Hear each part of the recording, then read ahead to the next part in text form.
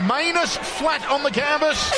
We are ready to rock and roll. Second round of action. There is a cut on Manus. Yeah. Jesus.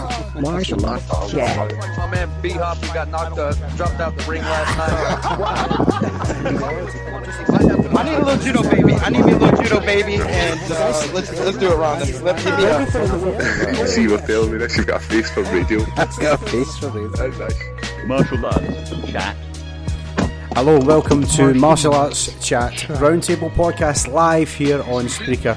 And on this episode, we'll be reacting to last night's UFC 214 card that took place in California at the Honda Center, I think it was. Headline, of course, by John Jones and Daniel Cormier. And that's for the undisputed UFC light heavyweight title. Before I introduce our panel, a reminder that if you want to send questions or your comments, get in touch, you can do that, guys, at facebook.com/martial arts chat. Or you can hit me up on Twitter. I'm on @martialartschat. Joining me in the panel this evening, we have from the main event, the always entertaining Mr. Kevin Jones. Kev, how you doing, my friend?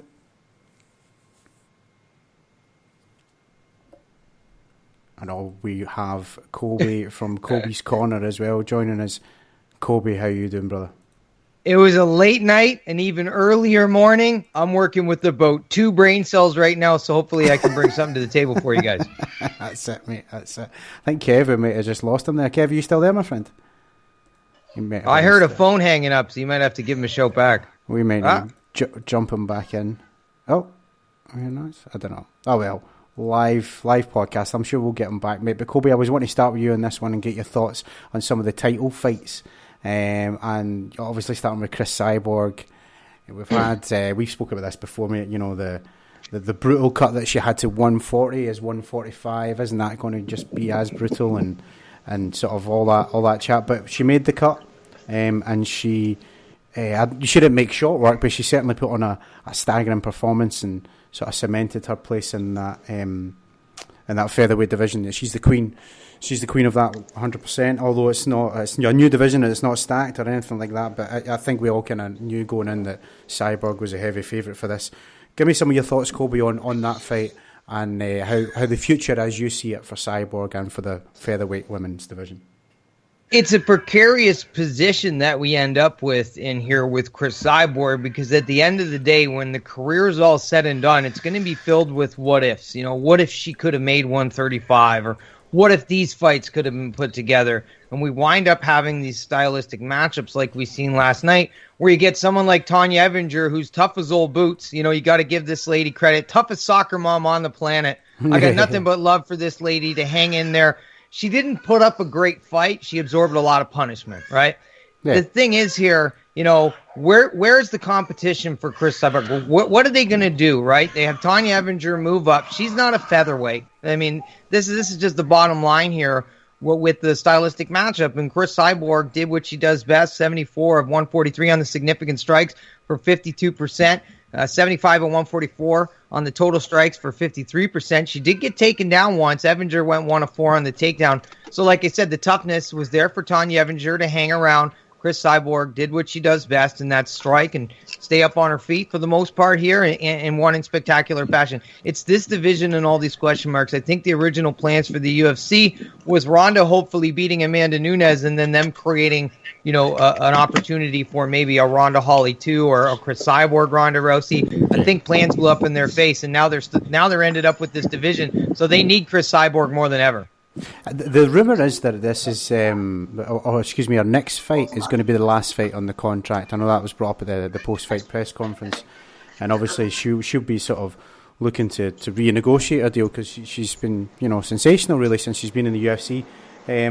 What do you make of all that, Kobe? Do you think she should be going in there guns a-blazing, asking for big money fights, or what? Well, I think she will, and if she's the queen of the division and the champion, and they can start to put some more pieces in place and get some stiffer competition, because again, it's who are they gonna match her up with? You know, can Amanda Nunes maybe move up? She can't make 140.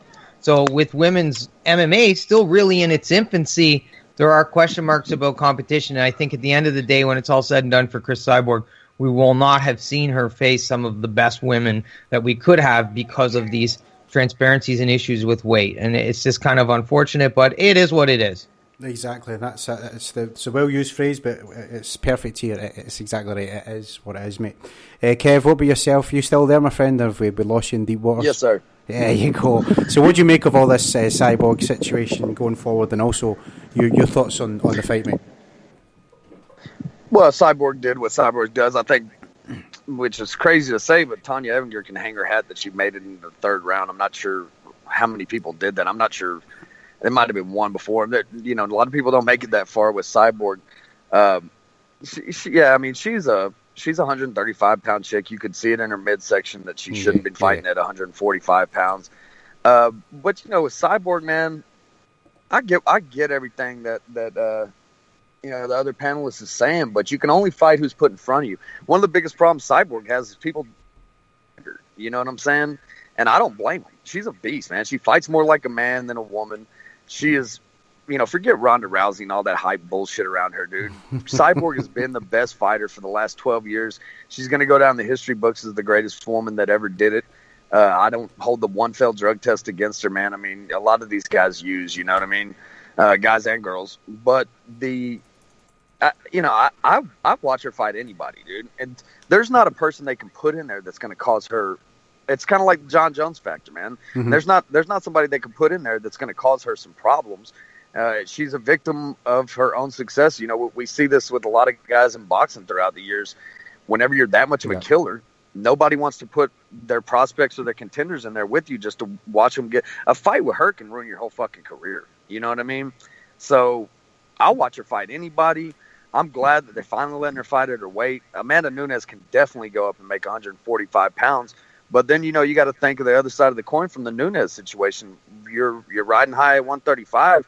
If you can keep making that weight, then why go up there and fight Cyborg just to put a blemish on your record and possibly take a beating that you're not going to be able to come back from? So, I got much love for Cyborg, man. I've been touting her forever that she's the best thing that's ever happened to women's MMA. And, for hardcore fight fans that aren't into hype and bullshit, she's where it's at. And I say just continue to do what you do. When you feel like hanging them up, hang them up. Line them up, and she's going to knock them down. And, again, you can only fight who's put in front of you, man. Sometimes you're a victim of your own success. Yeah, 100%, mate. Well said. And moving on to what was... it was just boo and boring, all those chants in the crowd, again, aimed at Tyron Woodley. But, second fight in a row for him, I don't know if matchmaking was more to do with had as much to play as his strategy did when he competed or he took on Damian Maia. Now, there was the 21 or was it 23 or something like that takedown attempts, resulted in 0 takedowns and a tough night for Maia. A tough watch, I guess, for the crowd as well. Maybe that's why they were so frustrated. But let's start with Kobe again. Kobe, what did you make of this welterweight title fight, and was it as awful to watch for you as it was for a lot of the crowd there? I don't think it was for me because of my outlook on the game, but I can definitely see why certain fans didn't appreciate this. I don't think there were any surprises. I mean, we have a one-dimensional guy in Damian Maia, who is a very underrated wrestler coming into this thing. I believe that the wrestling was the X factor, and what Damian Maia was able to do throughout this run is put guys on their back, and that's how he ultimately gets to use his Brazilian Jiu-Jitsu, the best BJJ practitioner the sport has ever seen.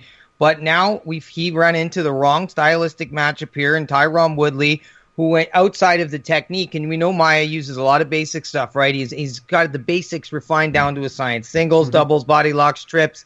He runs into Woodley, who's this explosive athletic freak who has a great technical ability. And I'd seen this article shared in this group, and he had brought Ben Askren in, and these guys were like, man, he could have found a better jiu-jitsu player than Ben Askren to help him prepare for Damian Maia. I said, Ben Askren isn't there for jiu-jitsu.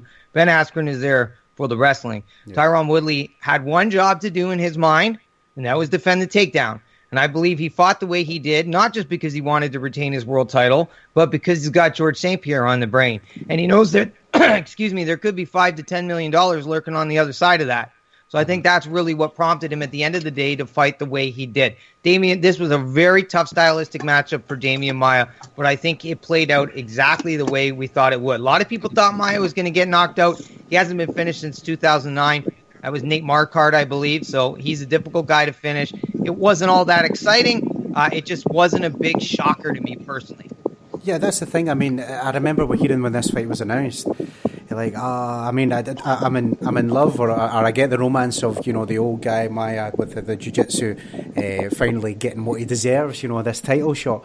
But I also looked at it, you know, with open eyes as opposed to rose-tinted glasses, kind of like what you're saying there, Kobe, of, well, this might be a styles matchup that's not going to be easy on the eye.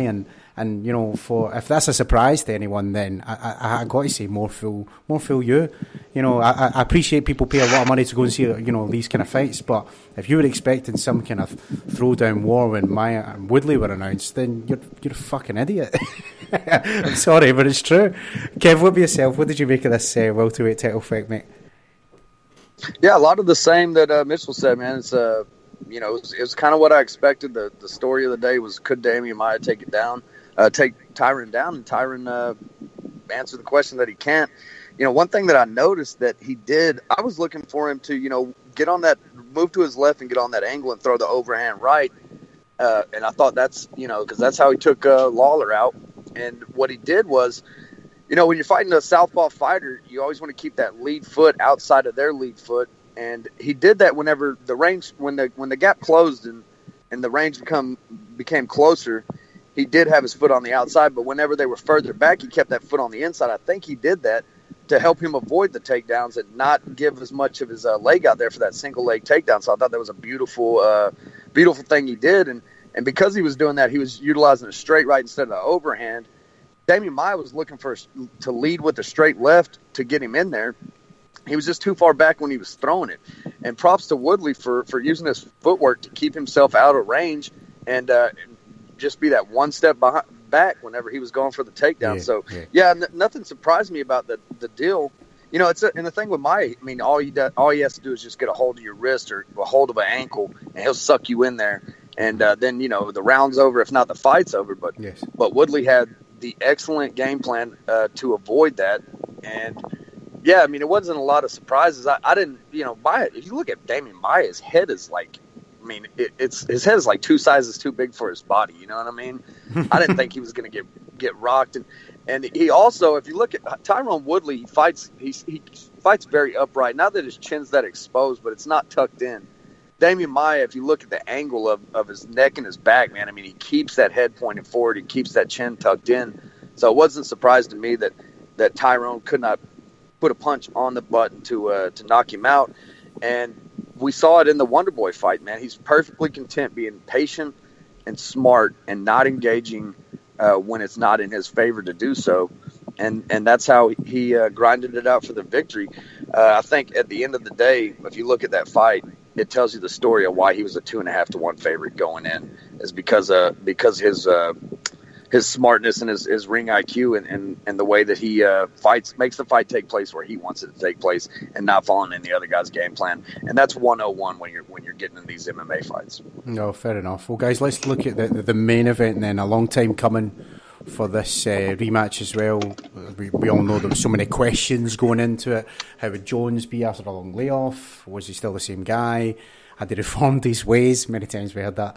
He was turning 30. And then obviously Daniel Cormier, you know, this is the guy, he's the only loss to Jones.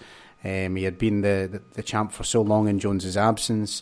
And we sure as heck got an answer. We got a head kick, followed by some brutal elbows on the ground. John Bones Jones, once again, light heavyweight champion. Let's start with Daniel Cormier's biggest fan on this one, Mr. Kevin Jones. Kev, when it was all said and done, right, when Cormier was crying in that cage, did you, like me, think a retirement announcement was coming? And also just your thoughts on the fight, mate. I thought you never asked. I've been waiting all week to come on your show and talk about this, John. I'm not even kidding you. Now, the fight played out exactly the way I thought it was going to play out. You know, Jones used his range, kept him off him. Daniel Cormier, man, as great of a fighter he is, when he fights John Jones, he's very one-dimensional, man. He comes forward. He doesn't work angles. Jones worked him. What set up that left kick to the head was him working that body. He started working it from jump, man. And if you notice right before not just the kicks he's throwing the body, but I mean, he was throwing that left hand, even mixed in a right to the body right there at the end. He hit him several times the body in this round that he finished him on. And, you know, my prediction was correct. It's hard being right all the time, John. He got word.